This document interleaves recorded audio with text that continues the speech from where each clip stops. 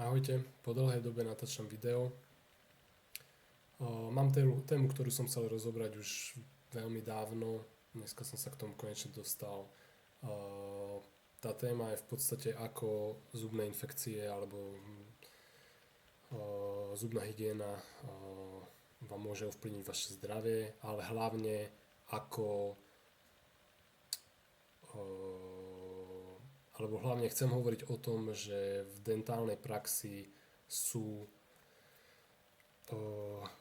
procedúry, ktoré sú veľmi nebezpečné pre vaše zdravie a isté veci by ste zubárom nemali dovoliť robiť. Ja osobne som sa dostal k tejto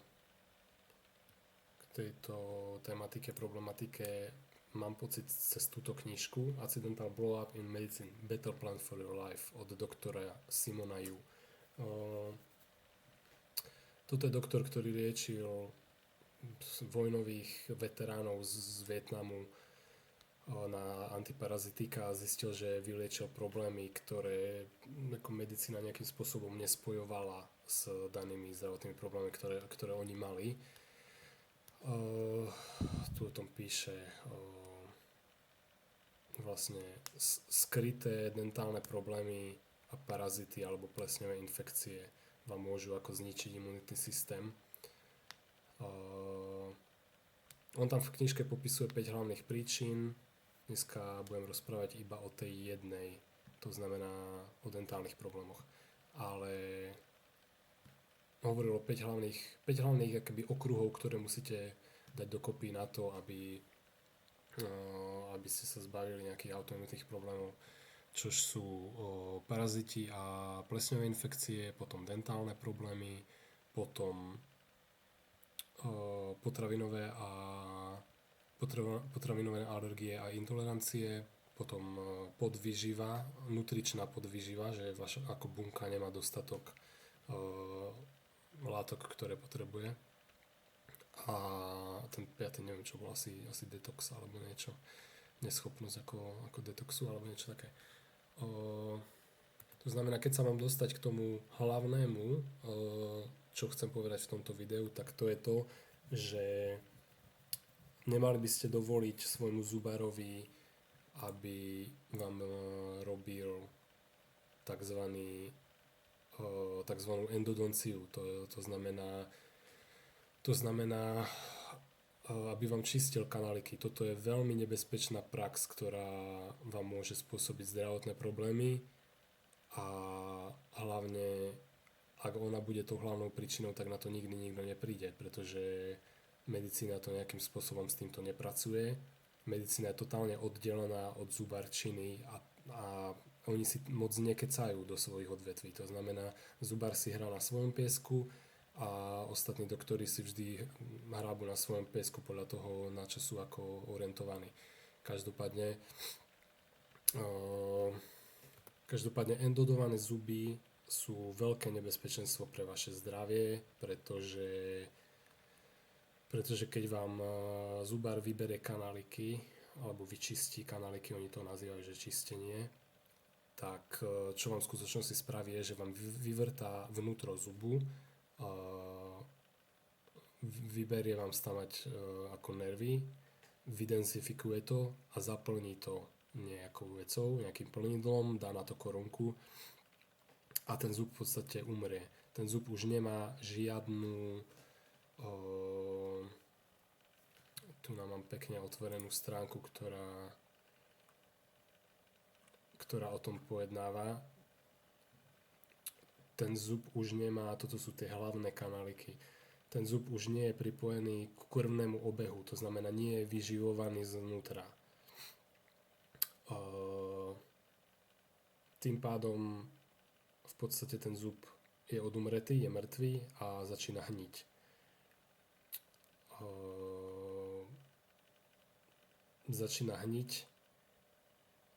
Keďže sa vám to môžu premnožovať baktérie a tak ďalej. Tie baktérie sú akurát maličké, aby sa tam zmestili do tých dental tubules, takzvaných, do tých ako dentálnych kanálikov, ktoré nie sú len takto vertikálne, toto sú tie hlavné, ale je ich aj milión horizontálnych, ktoré môžete vidieť tu, cez ktoré sa ten zub obnovuje, vyživuje, čistí a tak ďalej. To znamená, ako náhle už nie je ten zub pripojený k telu, tak odumiera, začína hniť a tie baktérie vám vedia spôsobiť ako mnoho ďalších problémov, že sa vám tá infekcia ako dostáva ďalej. O tomto probléme pojednáva viacero dokumentov, ktoré odporúčam si pozrieť, napríklad tento Root Cause. Root Cause je dokument vydaný Netflixom, avšak keďže sa tam dosť veľa ako nejakých zahraničných odborníkov vyjadrilo štýlom, že každý a jeden endodovaný zub je nebezpečný pre človeka zo zdravotného hľadiska, tak ten zub bol ten Root Cause dokument bol do 3 dní vymazaný z internetu alebo z Netflixu. Niekomu sa to zjavne nepačilo a asi by nastali veľké problémy, keďže neviem, ako by fungovalo odškodnenie a vymáhanie sa práv z hľadiska poškodenia zdravia miliónu ľudí na celom svete, keďže toto je absolútne bežná prax, že sa toto robí. Môžem vám tu aspoň pretočiť trošku na záver. But if I could tell you, biggest toxic influence in the body in a chronically ill person is a root canal tooth. what if I could tell you Najväčší that toxický the vplyv je leading práve zo zubu. authority in cardiovascular prevention, which is Balin Donin, Hovoril, že najväčší toxický vplyv pri chronických chorom človeku je práve ako zo zubu. Predtým tam hovorila pani, že 98% žien, ktoré majú rakovinu prsníka, tak je práve, má to spojitosť práve s tým, že ten daný zub, ktorý je naviazaný na ten prsník cez meridianovú dráhu, tak práve to je ten zub, ktorý má spravený ten root canal. To znamená, ktorý je endodovaný. Ja tu mám niekde aj túto tabuľku. Toto je tabuľka meridiánov. Podľa čínskej medicíny, čo samozrejme normálna medicína neuznáva ako niečo reálne, ale podľa čínskej medicíny sú tzv. Meridiány, tzv. Dráhy vo vašom tele, ktoré spájajú isté časti tela, orgány a tak ďalej. To znamená, každý zub je spojený podľa nejakej dráhy s nejakými, dajme tomu, orgánmi. Ak vy nejakým spôsobom negatívne interagujete s týmto zubom, dajme tomu, že ho vytrhnete, alebo že odumre ten zub štýlom, že z neho vyťahnete nervy, tak si negatívne ovplyvňujete celú túto dráhu a celá táto dráha bude proste nejakým spôsobom oslabená, takže aj vaše ďalšie orgány budú zaostávať. Mne to dosť sedelo. Ja, keďže viete z mojich predchádzajúcich videí, že som riešil kolitídu, tak ja 3 mesiace predtým, než mi začala kolitída, tak mi tento a tento zub robil zubár endodonciu týchto 3 zubov. A keďže vidíte, že tieto 2 zuby sú napojené na large intestine, to je hrubé črevo, tak u mňa zrovna by tá kolitída aj dávala zmysel, že by to mohlo byť potenciálne zo zubov. Samozrejme, ja netvrdím, že všetky vaše ako zdravotné problémy pochádzajú zo zubov. Väčšinou sú to multifaktorové, väčšinou všetky ako tieto chronické ochorenia sú multifaktorové. To znamená, dajme tomu, že 20% príčiny vzniku pochádza zo zubu, ďalších 20% z parazitov, ďalších 20% sa k tomu pridá, dajme tomu stres alebo nejaké emocionálne výkyvy. Ďalších 10%, dajme tomu, zaťažíte tráviacu sústavu, takže jete nezmysly a prepchávate sa, pretože chcete byť veľký a tlačíte činky v posilovni, až sa dostanete k 100% a nejakým spôsobom veľmi zaťažíte nejaký orgán a ten vám proste ako skolabuje a začne vám veľký zdravotný problém. Alebo chronický zdravotný problém. No. Potom tu mám treba video. Veľmi vynikajúce video toto. Každý, kto má ako problémy zdravotné, toto odporúčam si pozrieť. Doktor Jenny Tennant, Healing is Voltage. Tento doktor tiež pojednáva o tom, že root canal je obrovský problém zo zdravotného hľadiska a že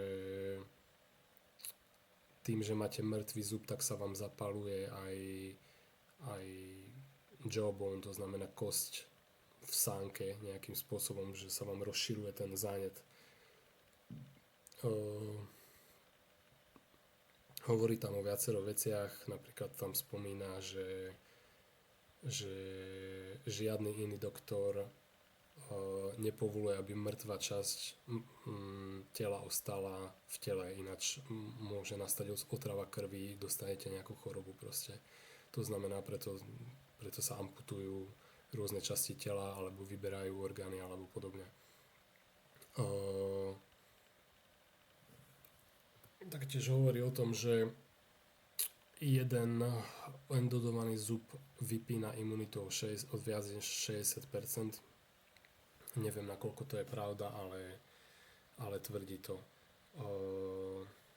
Taktiež už keď máte takýto zub, tak je bežný zubár vám to vytrhne štýlom, že vám to vykvitva z toho vačku a vytrhne, ale zub je pripojený takzvanou periodontoválnym ligamentom na kosť, ktorý zubári tiež, ak ich nepožiadate vyslovene o to, aby to vyškriabali, ten ligament, tak oni to neurobia. To znamená, ak si to necháte len tak vytrhnúť, tak pravdepodobne vám tam ten zápal ostane tak či tak a toho problému sa nezbavíte. Tu hovorí o tých meridiánoch, o tých čartoch, kde daný root canal bude mať vplyv na ďalšie časti vašeho tela. They get their wisdom teeth pulled, and now they start getting infection in that area. And the wisdom teeth circuit is heart, small intestine, but listen, it's the autonomic nervous system. Autonomic nervous system is the body's on-off switches. No, hovorí o tom, že ovplyvníte ako autonómny nervový systém tým, že si necháte spraviť root canal a o tom, že treba zuby múdrosti sú napojené na srdce a na tenké črevo a tým, ak si necháte vytrhnúť zuby múdrosti, čož sa ako robí bežne, tak si tým negatívne ovplyvníte tieto orgány. Within days after getting their wisdom teeth extracted, the kids have lost their on-off switch, which means their bodies doesn't allow to control itself. Then over time... Takže tak, určite odporúčam si pozrieť túto prednášku.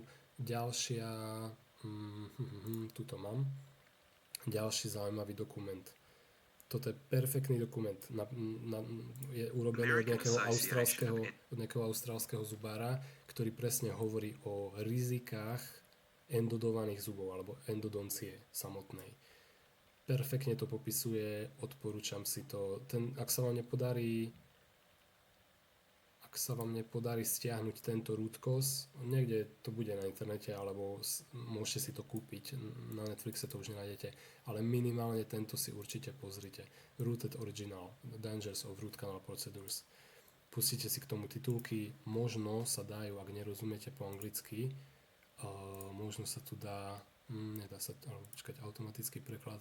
Možno si to tu môžete takto aj preložiť do slovenčiny, do češtiny a dozviete sa viac. Skúsime to, no. Ako si to funguje. Takto si môžete akékoľvek video preložiť, ak nerozumiete. A vravím, určite must have, toto si musíte pozrieť. A či už rozumiete anglicky alebo nie, tak tu v podstate vedecky popisuje, čo všetko sa deje v tele. Je to ako trošku divne natočené, ale vidno, že je to trošku low cost produkcia, ale informácie v ňom sú perfektné. To znamená, toľko som chcel rozprávať k endodovaným zubom. Je to vlastne za mňa veľmi nebezpečná procedúra, ktorá vám vie zničiť zdravie z dlhodobého hľadiska. Ak by mi chcel niekto robiť endodonciu, určite by som si nenechal, určite by som poslal toho zubára do prdele, že niečo také si absolútne nenechám robiť. nestojí vám to za to. Pretože ak aj vám vznikne nejaký zdravotný problém v budúcnosti a bude to z takéhoto zubu, nezistíte to. Nezistí to váš doktor, pretože také veci ich neučia na medicíne, nezistí to váš zubár, pretože pre nich sú tieto informácie len nezmysly pre zubárov. Takže nebudete si vedieť spojiť príčinu problému proste s toxicitou z infikovaného zubu, dajme tomu. Hej. Ďalšia tematika, o ktorej som chcel hovoriť, sú amalgamové vložky. Ak viete, čo je amalgam, je to tá šedá alebo sivá náhrada alebo výplň zubu. Ak si nekúpite bielu plombu, tak poisťovňa vám prepláca. Neviem, jak to je teraz, možno sa to zmenilo, lebo ja už pár rokov si nenechávam robiť amalgámy. Ale možno to tak stále je, jak to bolo pár rokov dozadu, že poisťovňa prepláca iba amalgamové tie lacné plomby, tie strieborné alebo tie sivé. A toto môžem do pozadia pustiť. To znamená problém je s týmito amalgamovými plombami. Jak to, že to nejde. Problém s týmito amalgamovými plombami je ten, že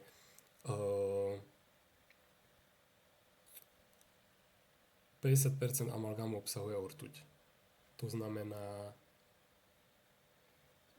že vy každý deň prijímate do tela ortuť s tým, že nie je jej veľa, ale vaše sliny rozkladajú ten amalgám alebo tú plombu postupom času a každý deň trošičku ortuti ako spolknete.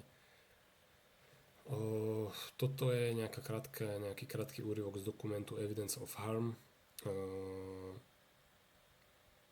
kde sa zaoberajú túto problematikou ortute a amalgamových vložiek výplní.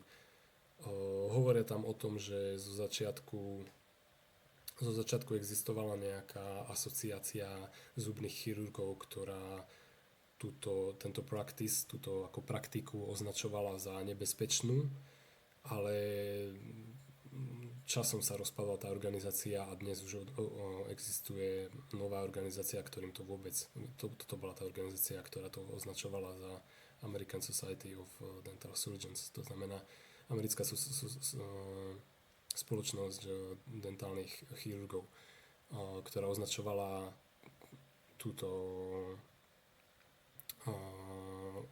používanie amalgámov za toxické a nebezpečné.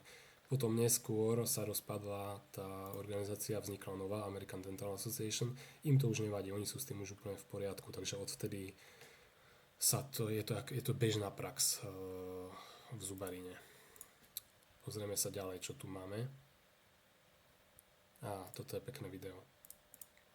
Box, which is made out of everyday materials that you... Toto je video, kde chceli títo páni znázorniť na video, zachytiť, ako sa odparuje ortuť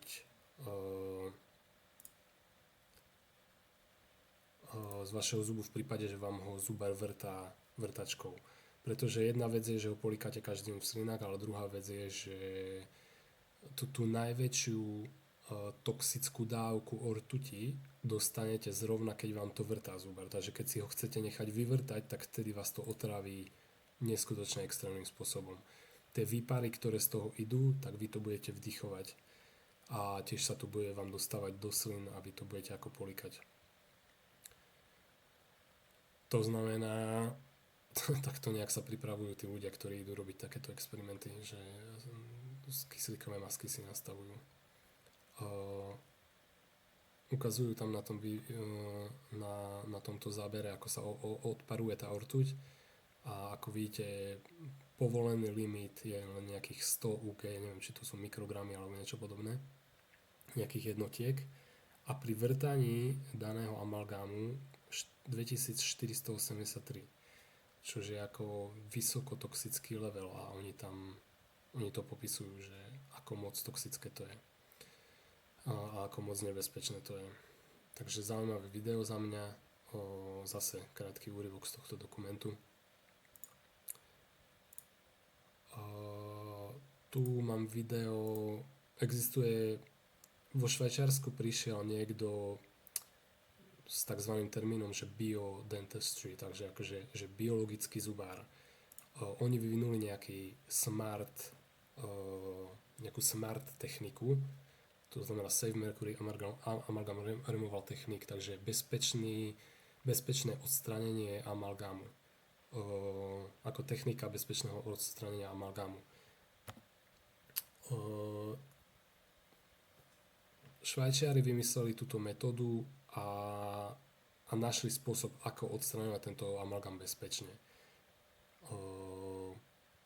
Majú na to rôzne odsávačky vzduchu, koferdámové vložky, ktoré máte v ústach, aby ste sa toho amalgámu vôbec nedotýkali, úplne vám tie ústa obalia, to znamená ten zub vám obalia a silne to odsávajú a vedia to ako vyčistiť tak vám ten zub, aby ste nedostali nejakú extrémnu dávku tej ortuti počas toho, ako vám to budú odstraňovať. To znamená, nechával by som si u obyčajného zubára odstraňovať amalgám? Určite nenechával, pretože myslím si, že je to ešte horšie, než si tam ten amalgám nechať. Reálne. Amalgám v ústach nie je zlý len trebárs na to, že nie je zlý len kvôli tomu, že dostávate ťažké kovy do svojho tela, ale aj napríklad kvôli tomu, tu mám pekné video, jedna biologička o tom rozpráva o experimente, ktoré robili s opicami, kedy opiciam dali amalgámové vložky do úst a spozorovali, že tie opice sa stali do nejakej celkom vysokej miery rezistentné na antibiotika. A táto pani doktorka tu o tom rozpráva, môžem to pustiť do pozadia.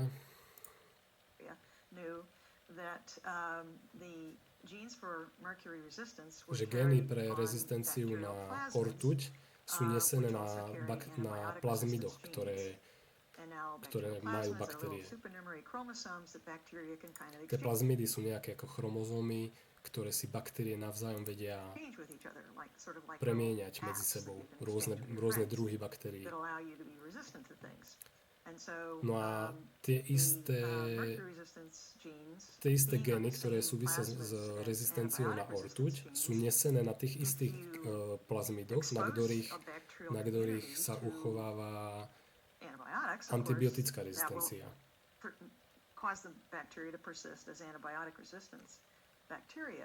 And people were concerned about that already because they knew that overuse of antibiotics was causing a prevalence and spread of antibiotic multi-resistance in humans, which is a problem.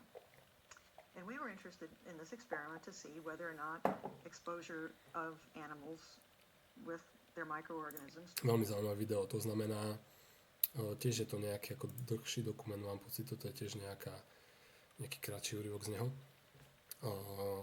To znamená, tým, že máte amalgámové vložky, tak určite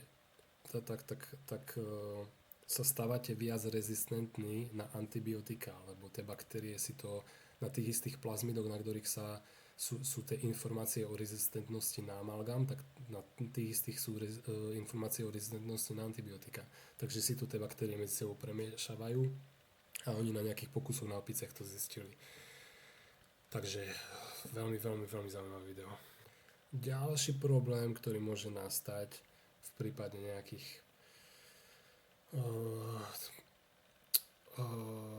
ktorý môže nastať, keď máte nejaké zdravotné problémy, je ten, ak by to bolo v súvislosti so zubami, je ten, že tu máte nejakú reportáž o tom, ako nejaká staršia pani mala zdravotné problémy kvôli tomu, že jej zubár spravil dentálne implantáty.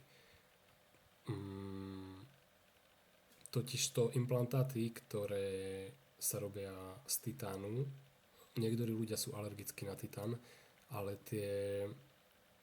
oni to tu niekde aj rozoberali, presne.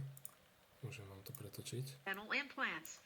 Turns out Manufacturers only have to list general materials, Manufaktúry such musia, as titanium musia alloy, which means hovoriť iba o tom hlavnom the other materiáli. metals are not Ale tá revealed. zmeska titánia obsahuje kopec ďalších kovov, na ktoré vy môžete mať nejakým spôsobom alergiu alebo nejakú neznášanlivosť. A to už nezistíte. To znamená, ďalšie riziko je nechávať si robiť titánové implantáty kvôli tomu, že môžete byť nejakým spôsobom na nich alergický. Tu na pani hovorí o tom, ako je to zdecimovalo zdravie absolútnym spôsobom. No. Just always sick. Were you always sick before the dental implants? No. Pictures show how the once active 5'9" blonde dropped to just 85 pounds at her lowest. Ginger says this started when she went to have... No do tohto sa nechcem púšťať, každopádne máte na výber aj keramické implantáty, ktoré by mali byť hypoalergénne a nemali by vám z toho vznikať problémy, ale nerobia to všetci zubári. To znamená, toľko k dentálnym implantátom. Našiel som aj videá s rôznymi s ďalšími osobami, ktorým vznikol galvanizmus, alebo že zubar nedostatočne odstránil amalgámovú vložku a na to jej dal korunku, ktorá bola z iného kovu a tie dva kovy sa medzi sebou začali byť, takže pani mala rôzne stavy, rôzne hukot, hučanie v hlave počula a tak ďalej, migrény mala a tak ďalej a taktiež nikto nevedel roky, čo z ňou je, kým si nenechala ten zub odstrániť a náhodou nezistila, že, alebo neviem, či náhodou, už si nepamätám, ale proste prišla na to, že ako náhle vyťahla ten zub, tak sa zbavila všetkých problémov, čo mala. Strašne blbé je, že v podstate všetci zubári v Československu vám budú, ak im ukážete ktorékoľvek z týchto videí, tak si to ani nebudú ochotní pozrieť a povedia vám, že to tak nefunguje, že to je v skutočnosti inak, pretože ich to inak učia na školách a oni na 100% veria svojim informáciám. Takisto, jak doktor vám nie je ochotný priznať nejakú alternatívnu cestu medicíny, pretože ich na škole učia, že to je všetko nezmysel a že jediná správna cesta je tá cesta, ktorou sa riadia oni. No ale aspoň čo, tak vznikla táto IAMGT a oni prišli s nejakým smart protokolom. Našiel som iba jediného zubára, ktorý je v Prahe a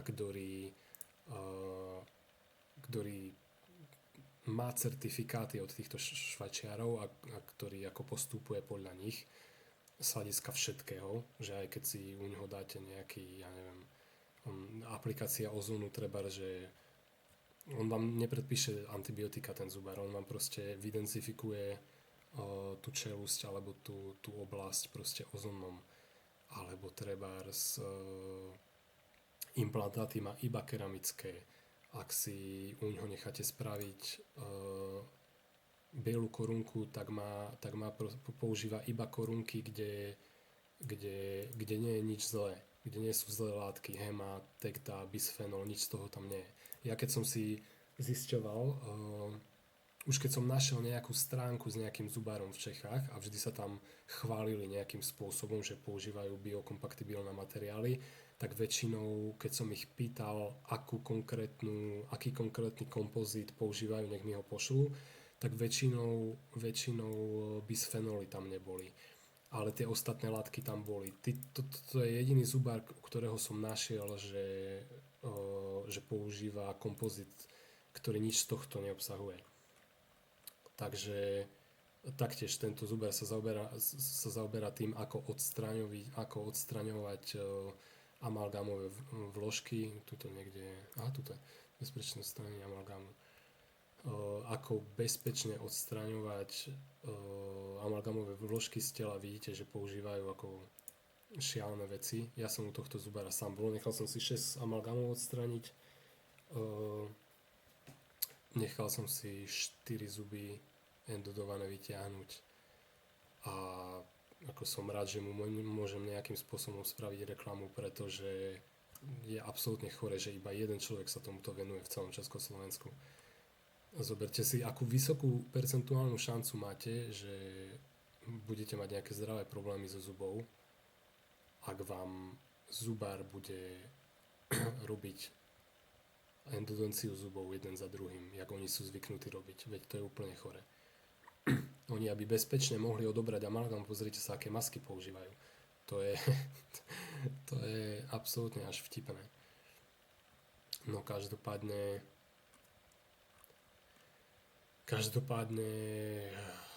biologická stomatológia, no, odporúčam si niečo o tomto naštudovať. V Nemecku to už je celkom rozsiahle, ale aj v niektorých iných štátoch, treba v Amerike. U nás je jeden, no, tak ako aspoň niečo.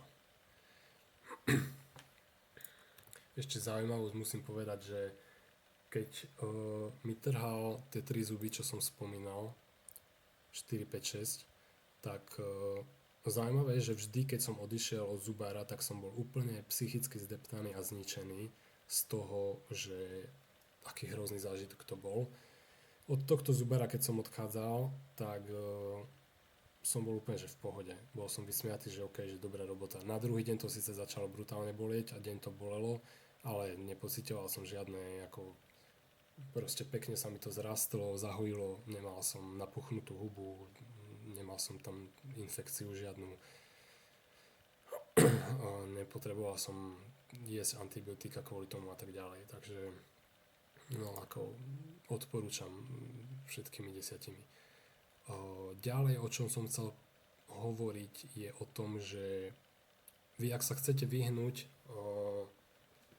tomu, aby vám zubár robil endodonciu, alebo tomu, aby vám dával amalgám, tak vy v prvom rade musíte zistiť, ako sa správať tak, aby sa vám nevznikali zubné kazy. Zubné kazy vám budú vznikať, alebo oficiálna teória, prečo vznikajú zubné kazy, je tá, že máte v ústach nejakú baktériu, ktorá vám nejakým spôsobom rozkladá alebo narúša sklovinu a tam sa vám vytvorí zubný kaz. Čož ale nie je pravda, to je proste false statement. Je to strašne vtipné, že vlastne celý svet tomu uveril a je tiež vtipné, že 98% ľudí má zubný kaz. Žijeme v roku 2025 a 98% ľudí má zubný kaz. A my nevieme s našou modernou medicínou dokonalou sa nevieme posunúť natoľko, aby sme vedeli zabrániť blbému zubnému kazu, veď to je úplne nezmysel. Aspoň môžete vidieť, že my keby sme chceli, tak vieme, lenže na vrtaní zubov sa robia také obrovské peniaze, zubný priemysel je tak šialene veľký, že s tým nikto nič nechce robiť. Ľudia, čo na tom zarábajú, tak majú ten systém premyslený tak, aby na tom zarábali a nechcú to pohnúť ďalej. To znamená najlepšie, čo je, tak poďme dezinformovať celé ľudstvo, dezinformovať celý svet o tom a vymyslieť si pohádku pro deti, že zubný kaz spôsobuje nejaká baktéria, kvôli ktorej sa nedá, alebo proti ktorej sa nedá nič robiť. Ale keď sa nad tým zamyslíte, tak v skutočnosti čo si myslíte, že zvieratá vo voľnej prírode nemajú baktérie v ústach? Že majú sterilné prostredie v ústach? No asi ťažko, asi tiež tam majú baktérie, ale majú prirodzenú stravu, takže sa im tie kazy nebudú robiť, pretože majú dobrú výživu. Zubné kazy, z čoho vznik aj presne ten kde ho mám uloženého. Ten Weston Price písal v svojej knihe, že keď navštevoval rôzne kmene, tak niektoré z tých kmeňov si nečistili zuby. Absolútne si nečistili zuby. A napriek tomu nemali ani jeden zubný kaz. On to tam má všetko zdokumentované v tej svojej knihe. V tejto Výživa a fyzická degenerácia. A naopak vnímal, že ako náhle sa západná strava posunula do danej kultúry alebo do daného kmeňu, tak sa im začali robiť zubné kázy a zničili sa im zuby. To znamená, mňa osobne stretol, ja keď poviem svoj príbeh, tak stalo sa mi presne to isté. Ja som celý život jedol sladkosti, mama ma naučila na sladkosti, takže som celý život zžral sladké a mal som zlú výživu a tým pádom sa mi robili kazy. Vždy, keď som išiel k zubárovi, tak som mal 4-5 nových kazov a bol som z toho už zničený. Raz, keď som žil v Prahe, tak mi doktorka povedala, že si mám pripraviť ako 200 až 250 tisíc na to, aby mi dala všetky zuby dokopy. Čož som sa úplne zrútil, vtedy si vravím, že tak toto nejde, musím nájsť inú cestu. A začal som sa nejak ako zaoberať týmto a študovať si to. Našiel som knihu, tu by som ju mal mať niekde, od Ramiela Nagala Cure to Decay, čo znamená vylieč zubný kas. Táto kniha popisuje to, ako si vyliečiť zubný kas, alebo ako nedostávať ďalší zubný kas. Pretože vaše telo, vám sa zubný kas vytvorí iba v prípade, že vaše telo nie je schopné uchovávať alebo ukladať minerály do vašich zubov a do kosti. Hej.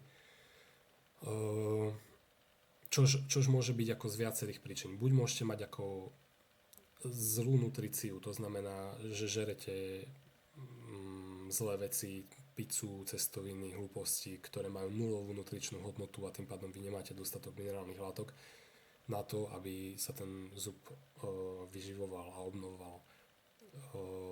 Najdôležitejšie alebo tie najhlavnejšie minerály, ktoré tam idú, tak sú magnézium, vápnik a fosfor. Asi aj ďalšie, ale tieto tri hlavne. Alebo aspoň on to popisuje. Alebo niekde som to čítal, neviem, ale tuším, že tu na. Potom vy potrebujete vitamíny rozpustné v tukoch, ktoré určujú, kam sa tie minerály majú ukladať. To znamená, vy ak máte nedostatok K2, čož dneska má podľa mňa každý nedostatok K2, lebo to je vitamín, ktorý neviete zohnať len tak ľahko, a nedostatok D3, tak tieto dva, a možno ešte vitamín A, tuším, tam bol nejak zakomponovaný, ale to si už nepamätám, tak tieto dva vitamíny určujú, kde sa vám budú ukladať nutrície. To znamená, že treba zuby potrebujú, aby sa vám tam uložil nejaký vápnik, tak tieto dva vitamíny sa postarajú o to, aby sa tam fakt uložil. To znamená, vy potrebujete mať dostatok týchto nutrícií. Ďalej potrebujete nemať vysoký krvný cukor, pretože ako náhle sa vám zvýši krvný cukor, tak telo prestane ukladať minerály do zubov a do kosti. Proste nejak ten fyziologický proces toho sa nejak ako preruší. To znamená, nesmiete jesť sladké celý deň, on tam popisuje, že môžete si dať sladké iba po obede raz denne proste. Čož dneska, keď si zoberiete, aká je realita, tak pôjdete na benzín pumpu a držím vám palce, aby ste si tam našli niečo, čo nie je sladké alebo nejakým iným spôsobom nezdravé. Ďalej trebárs tam zakazujú, aby ste jedli obiloviny, strukoviny, orechy a semena, pretože tieto 4 kategórie potravín majú vysoké percento látok, ktoré na seba naväzujú nejakou ako chelačnou väzbou na seba naväzujú minerály. To znamená, sú tam látky ako oxaláty, fitáty a tak ďalej. Niečo si o tom vygooglite určite. Tieto látky proste na seba natiahnu minerály a vy ich vylúčite traviacou sústavou a tie minerály nebudete vedieť použiť. To znamená, je tam viac premenných, ktoré vám vedia spôsobiť, že vaše telo nebude schopné ako ukladať minerálne látky do zubu a nebude to fungovať tak, ako to má celé. Môžete si kúpiť tú knihu, odporúčam, zaujímavé čítanie. Ja som z tej knihy, ja čo mám aj Patreon, tak tento Healthy Gut, patreon.com Healthy Gut, tu mám stránky, kde píšem o tom, tak spravil som z toho výcuc. Teraz nie som prihlásený, pretože som na pracovnom počítači, ale veľmi, veľmi obšírny výcuc aj s fotkami z tej knihy, rôznych tabuliek a tak ďalej som tam spravil, takže odporúčam si to nejakou cestou sa k tomu dostať a pozrieť si v prípade, že máte veľa zubných kazov a chceli by ste sa toho zbaviť. No v podstate, keď to zhrniem, tak odporúčam si pozrieť všetky tie videá, čo som tu spomenul. Veľmi zaujímavé videá. Môžem vám to nahádzať do popisu, až to budem uploadovať na YouTube toto video. Tiež odporúčam pozrieť tie knižky a nejaká hlavná správa tohto videa pre vás má byť tá, že neverte dnešnej medicíne, neverte dnešnej zubarine, všetky tieto oblasti sú dávno skorumpované, pretože je potreba v prvom rade pochopiť, že tento svet sa točí okolo peňazí. A tým, že sa tento svet točí okolo peňazí, tak v prvom rade sa na všetkom potrebuje zarábať. A tým, aby sa na všetkom zarábalo čo najefektívnejšie, tak sa robia procedúry, napríklad aj v tej zubarine, ktoré nikoho netrápi, že sú nebezpečné. Nikoho netrápi, že vám vedia spraviť ako zdravotné problémy. V prvom rade sa na to má zarobiť a keď je to zaužívaná zubárska prax, nikto sa nebude zaoberať tým, že by to niekto zmenil. Krásny príklad je ten root cause. Môžete si o tom vygoogliť informácie. Za 3 dní ten dokument vymazali. Nikto nechcel, aby im niekto miliardový biznis každoročný narušil kvôli tomu, že niekto vydá informáciu, že aha, tu by mohlo byť niečo zlé na tomto. Nie, tento biznis funguje a zarába extrémne peniaze ľuďom a oni vám nedovolia siahnuť na ich peniaze. To znamená, takéto zmýšľanie typu, a oni sú odborníci, oni snáď vedia, čo robia. Nie, nevedia, čo robia, pretože celé to ich odvetvie, ktoré oni študujú na škole, je prehnité a skorumpované od základu. To znamená nie, nebudú vedieť, čo robia.